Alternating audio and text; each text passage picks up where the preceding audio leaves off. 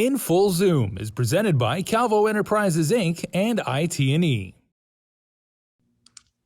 Half a day, everyone, and welcome to In Full Zoom. I'm Nestor Licanto, and this week we're going to talk a little bit about the milestone year for the University of Guam School of Engineering in its first ever graduating class. And joining us is the acting dean of the School of Engineering, Dr. Lee Uden. Also with us is the chairman of the the UOG School of Engineering Advisory Council. That's professional engineer Ken Rectal, and we have two graduates of the school. We have the valedictorian, Anthony Regis, who is not just the valedictorian, he is the valedictorian of the whole graduating class of 2021. And we also have Megan Cadahay. Thanks for joining us, everybody.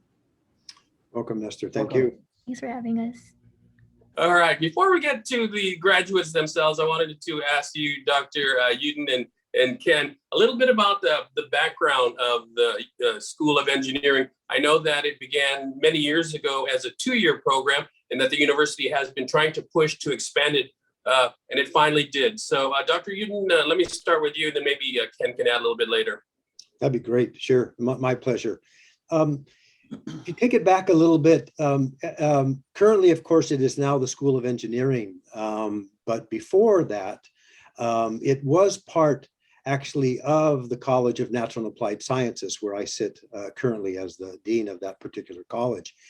And it was a two-year program offering the basic courses as any engineer student needs to take. And in this college, of course, we also provide the mathematics and physics that these young men and women had to take, no matter if they only stayed here 2 years or, of course, currently going on to a four-year program.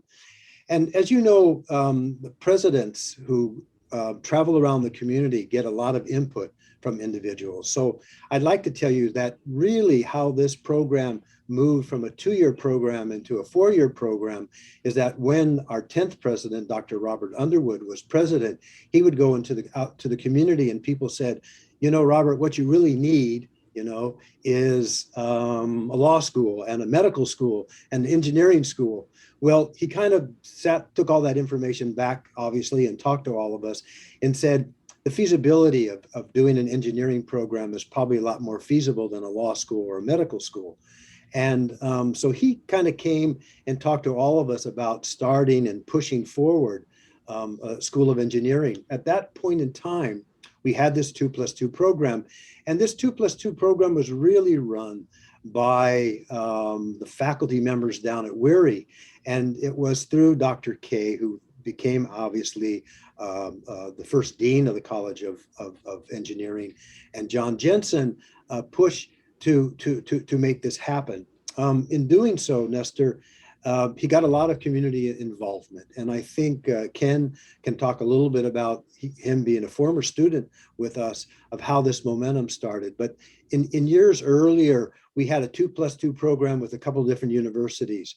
I was part of the one that actually went to Mapua, which is their kind of Harvard of engineering in the Philippines, and started a 2+2 program with our students and the potential to go on to the University of Mapua in Manila. And then we had a program also with the University of Hawaii. So our students were offered a couple of different choices. Now they could choose anywhere they wanted, but those two colleges looked at our program and said, yes, if you took these 2 years, we would offer the other 2 years afterwards in a total program. And this worked for many years. However, the demand for civil engineers on this island has a great demand. And you can see by the 12 that we just graduated about a month and a half ago, and I'll let them talk about it. They're all been offered many jobs, so they're being able to pick and choose a little bit of what they want to do. And the perfect scenario for us is that we offered this is 12 students, 6 of them being female and 6 of them being male. If you take a look at stats throughout the United States, the percentage of usually female students that graduate is much smaller percentage, maybe 25 to 30%. So we're real happy to note that we have 50% of our student population in this last graduating first cohort of 50% role. So I'm going to let Ken go on and talk a little bit more if you don't mind. Yeah, In Full Zoom will continue in just a moment. In Full Zoom is presented by Calvo Enterprises Inc. and IT&E. GU Self-Storage, conveniently located near the Harmon McDonald's. We offer affordable rates, online payments, and auto bill pay for your convenience. Plus gate access daily from 6 a.m. to 9 p.m. Call us today at 648-7867 for more information. In Full Zoom is presented by Calvo Enterprises Inc. and IT&E. Yeah, kudos to UOG for that. Ken, could you just add to that, please, as the chair? Wow, well, I think that was a great summary. Actually, there's not much more to add, but let me try to speak just a little more on the personal experience, because I was fortunate to be part of the members called out to advise and counsel the University of Guam in building this school. I was also a student, right, of Dr. K, who was the founding dean of the School of Engineering. I was one of his students way back, so many years ago. So I'm very pleased that I get the opportunity to come back and help. But it was oh boy, I don't know. I want to say it was 10 years ago that Dr. Underwood called us to his office, members of the community, engineers, contractors, architects, and faculty, just to brainstorm. And he pitched the idea. And I'll say that of the whole group, everyone was really excited. But I was the naysayer, and I'm not proud to say, but normally engineers don't like to be wrong. In this case, I was very wrong, but I wasn't sure if our island community in our region could support a school of engineering. Us engineers, we go off and you see on campuses, it's students who are taking calculus and acing calculus and physics and just they're really, I don't want to say the cream of the crop, but they're right up there. And I was just wondering where's this body going to come from? And I think Dr. Underwood had the vision, and he said, well, if we build it, they will come. And there was the STEM programs that have been out in the schools. So he said that would be contributing, and the region. And I said, well, I think it's worth a shot. So I was definitely in support of it. It took a while. I was called to be a part of an advisory council, which was made up of about 20 members from the community. That was Dr. K, who was instrumental in pulling us all together. And it just seemed effortless. It just all came together really nicely.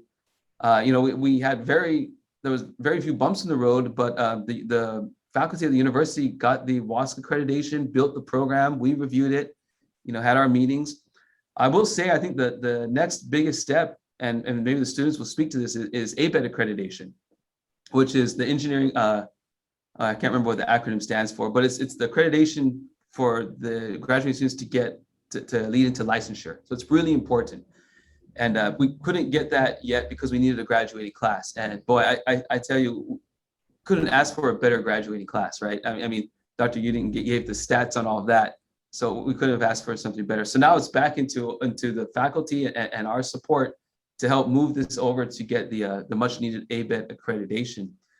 But yeah, it was great. And I'm so pleased that I was being part of this and all the good things to come. And then, again, I was happy to be wrong. And boy, was I wrong, because it's a strong class. I'm an adjunct professor from time to time in the school, and the classes are strong. There's 12 to 14 to 15 students, all of which are just high caliber. When I was part of the pre-engineering program, there was 1 to 2 students. I mean, it was just us and Dr. K or Dr. Heights, down at the Weary building, just plowing through it. You were like, boy, is this class going to even go through, right? I mean, it was only a few engineering classes offered at that time. We weren't sure if it was going to go, but the professors at the time made it all happen. And that was my experience. That was why I wasn't sure where the students were going to come from, because I was coming from that space of, 1, 2 students, sometimes no students, to a group of students. I want to say there's 200. Maybe I'm wrong, but the number of students in the engineering program is really strong from what I've heard. So I'm going to stop talking. I'm going to turn it over to others to share their experience. But all right, and we're going to take a short break and be back with more In Full Zoom. Don't go away. In Full Zoom is presented by Calvo Enterprises Inc. and IT&E. GU Self-Storage, conveniently located near the Harmon McDonald's. We offer affordable rates, online payments, and auto bill pay for your convenience. Plus gate access daily from 6 a.m. to 9 p.m. Call us today at 648-7867 for more information. In Full Zoom is presented by Calvo Enterprises Inc. and IT&E. and thanks, Dan. We do have a couple of graduates here. We have Anthony Regis and Megan Cadahay, as I mentioned earlier. Anthony, you may be the valedictorian, but ladies first. So I wanted to ask Megan, tell us a little bit about your reaction to being part of the first graduating class. I guess being the first graduating class, it really is an honor, and we're known as the pioneer class as per one article that has been released. And it, like I said, it's an honor because we have all this recognition, and we're pretty much have a step through the door to all these opportunities, and we set basically the foundation for future engineering classes. So just being part of this first graduating class, it really means a lot to me and the people I've struggled with.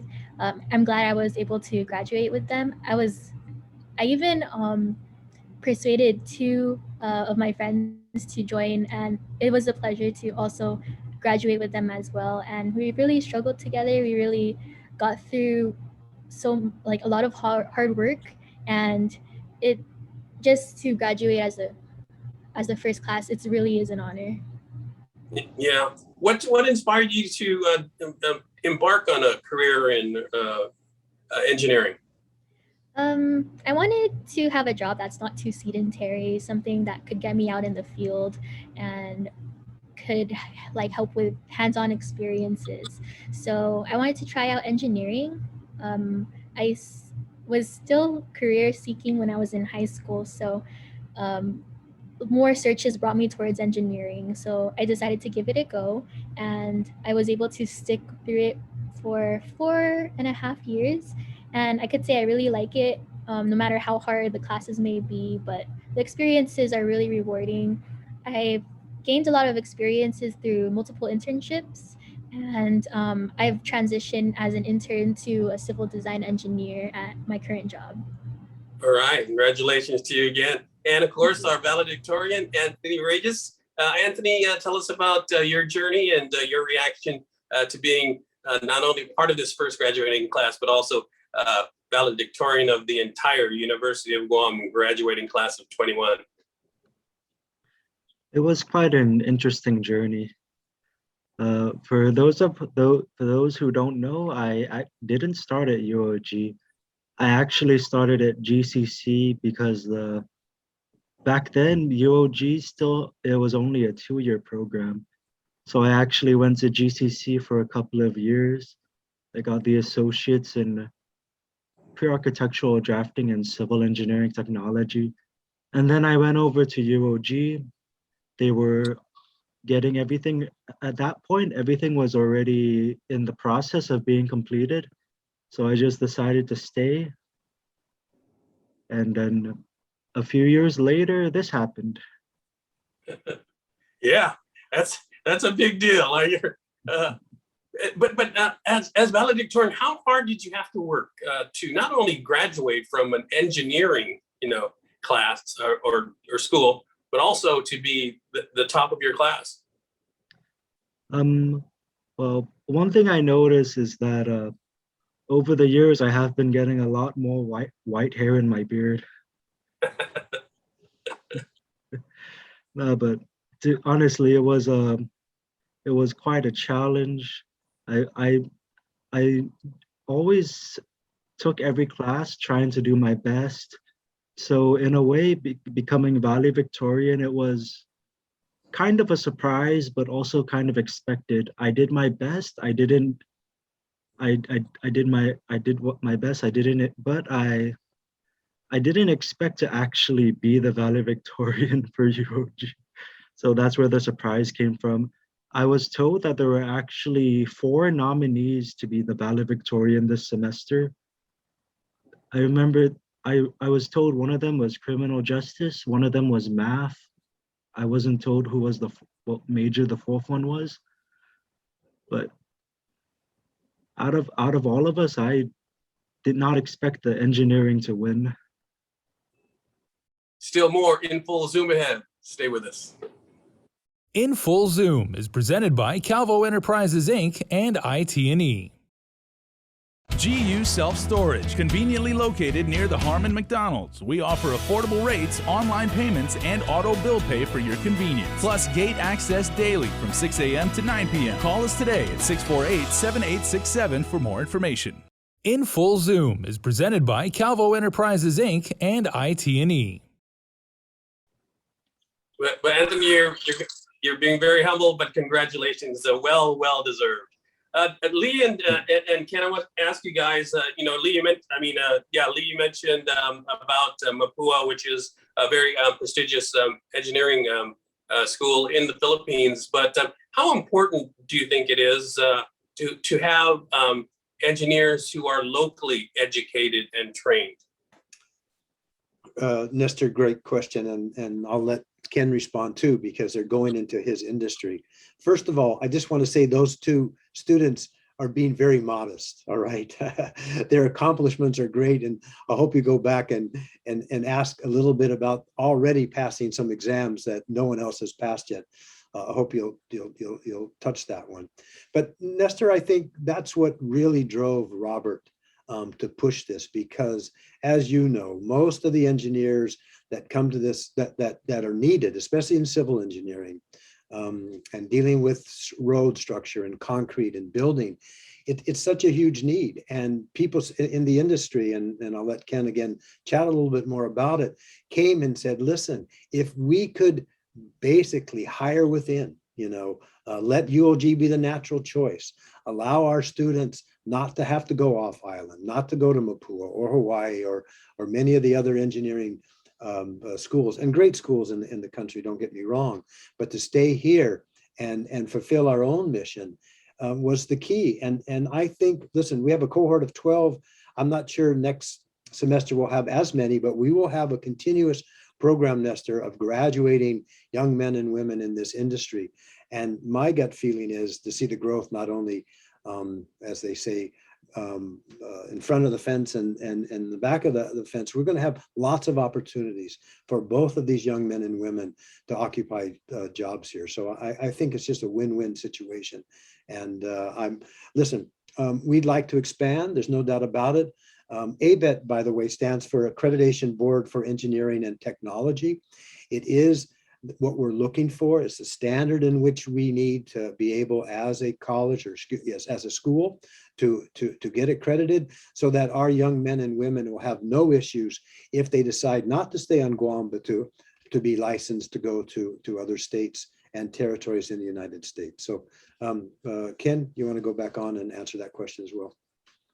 Yeah, I'm glad you asked that question. And I'm going to try to not get too, I don't want to get too, well, I know what the word is, but it's going to come out anyway.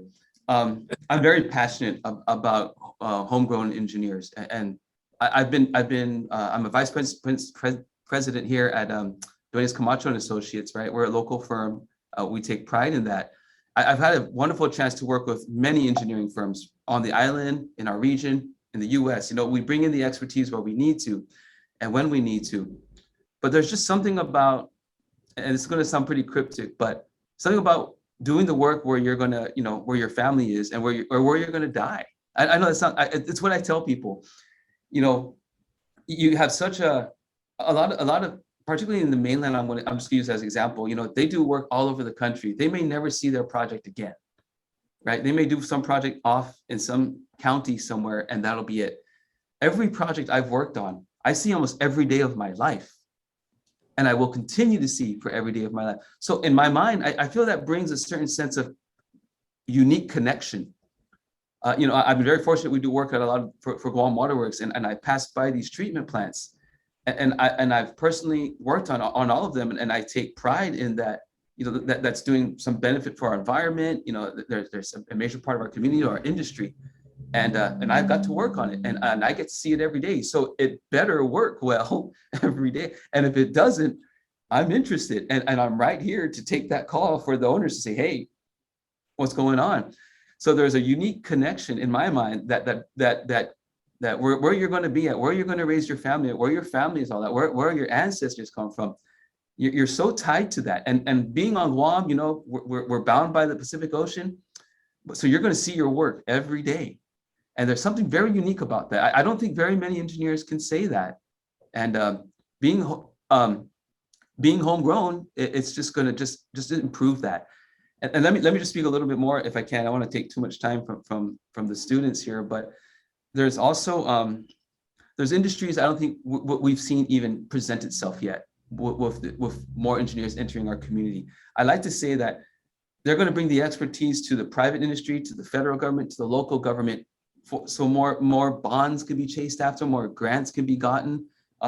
We'll see better maintenance because they'll be supporting the need for the maintenance and the operations of our roads, our bridges, our treatment systems, and things we've never even thought of. So we've been doing very well as an island in our region, but I think bringing in this expertise and training this expertise in the field of engineering and having them from Guam and from our region, boy, Dr. Robert Under, Dr. K, all the ones who envisioned this were right on, and I'm so excited. And it also, to hire local engineers is such a pleasure, because they're going to stick around, and so the turnover rate is lowered. So it really helps us here too. And yeah, it's just wonderful. I can keep on going on, but I think those are my two main points. Is you see your work every day. So Megan and Anthony, keep that in mind. You probably know it already, but you're going to see it every day, and you're going to hear about it every day. So you have that connection. So yeah, excellent points, Ken. And I wanted to get Megan and Anthony's reaction to that. Obviously, as we said earlier, upon graduation, you had plenty of offers.